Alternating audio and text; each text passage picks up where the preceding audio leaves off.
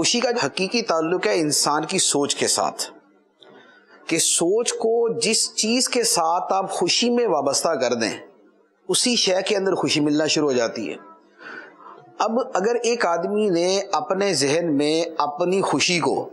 کاروں کے ساتھ، بنگلوں کے ساتھ، سیر و سیاحت کے ساتھ جوڑ دیا، اب یہ چیزیں اس کو ملیں گی تو اس کو خوشی ملے گی، ورنہ اس کو خوشی نہیں ملے گی۔ ایک کار ہوتی ہے، لینڈ کروزر ہے، پراڈو ہے، یا اس سے جو ہے نا وہ اوپر کی ہے، لیکسس ہے،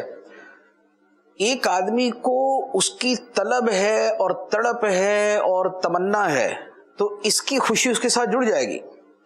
لیکن اگر مجھے نہیں ہے اس کی تو میرے سامنے 100 گاڑیاں گزر جائیں، پرواہ نہیں، مجھے کوئی مسئلہ نہیں۔ حالانکہ اگر خوشی اس کے اندر ہے تو مجھے بھی پھر اس کے ساتھ ہی خوشی ملنی چاہیے، لیکن چونکہ اس نے اپنا ذہن اس کے ساتھ جوڑ لیا ہے لہذا اس کی خوشی اس پہ منحصر ہو گئی۔ کیا گہری بات۔ اور میں نے اپنی خوشی اس کے ساتھ نہیں جوڑی تو میری خوشی اس پہ منحصر نہیں ہوئی۔ تو خوشی کا تعلق جو ہے اگر اس چیز سے جوڑ لیں کہ جو حاصل ہے تو پھر تو بندہ خوش رہتا ہے، اور اگر غیر حاصل کے ساتھ جوڑ لے تو پھر بندہ ناخوش رہتا ہے۔ کسی نے کہا ہے کہ یا تو پسند کو حاصل کر لو،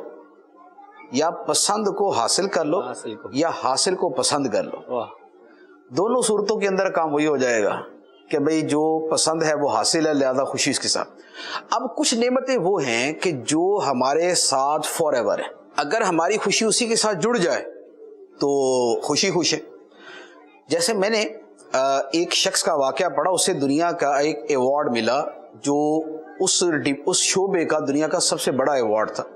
تو اس کا انٹرویو لینے کے لیے چینلز یہ وہ آئے، اس کا انٹرویو چل رہا تھا، اس سے پوچھا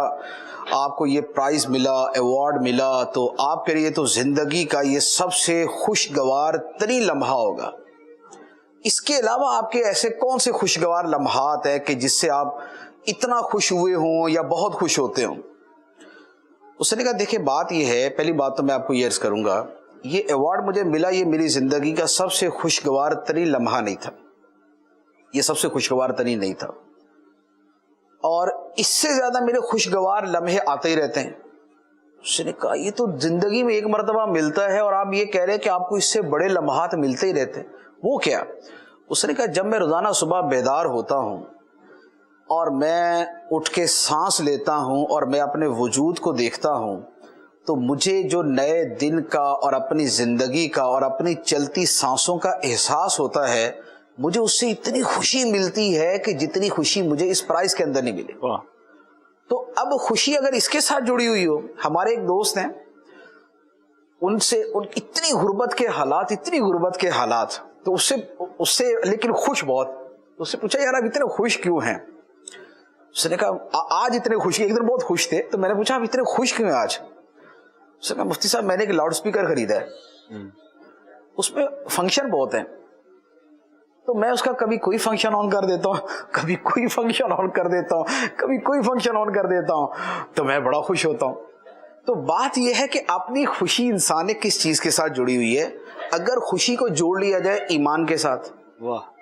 خدا کی ان نعمتوں کے ساتھ کہ جو انسان کے ساتھ ہر وقت موجود ہیں، انسان سانس لے رہا ہے، ہر سانس خدا کی نعمت ہے، انسان کے اعضاء سلامت ہیں اور یہ اعضاء خدا کی نعمت ہے،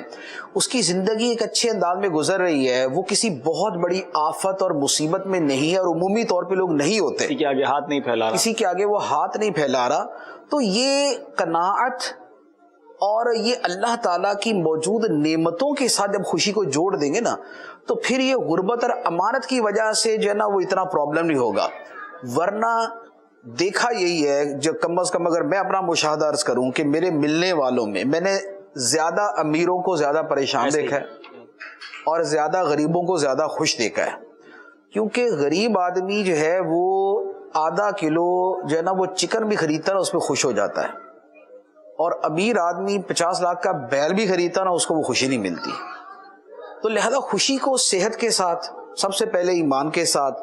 پھر خدا کی نعمتوں میں نعمت عافیت کے ساتھ، نعمت صحت کے ساتھ، نعمت حیات کے ساتھ، نعمت سلامتی اعضاء کے ساتھ، نعمت خاندان کے ساتھ، نعمت اولاد کے ساتھ، یہ جو ساری نعمتیں حاصل ہیں اس کے ساتھ جوڑ دیں۔